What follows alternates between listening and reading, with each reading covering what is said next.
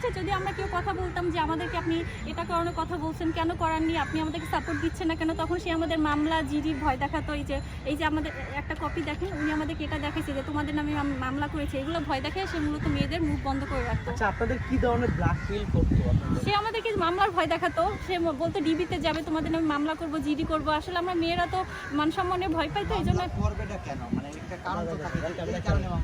সে বলতো তার নামে আমরা মিথ্যা এলিগেশন দিচ্ছি, এইটার জন্য সে মামলা করবে বলতো। সেটা একটা প্রতিষ্ঠান, আপনাকে কাজ শিখাবে, আপনি কাজ শিখবেন, সেখানে আপনাকে মামলা দিবে কেন? আপনি তাকে মামলা দিবেন কেন? আমরা দিব কারণ সে আমাদেরকে যে সার্ভিস দেওয়ার কথা ছিল সে দেয়নি, এই জন্য আমরা মামলা দিব। কিন্তু সে মামলা দিতে চায় যে এই জন্য যে আমরা নাকি তার নামে মিথ্যা এলিগেশন দিচ্ছি, আমরা সবকিছু মিথ্যা বলতেছি, এই জন্য সে আমাদেরকে মামলার ভয় দেখায়।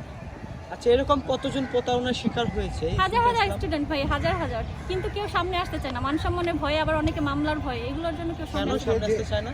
এই যে মান সম্মানের ভয়ে আর হচ্ছে মামলার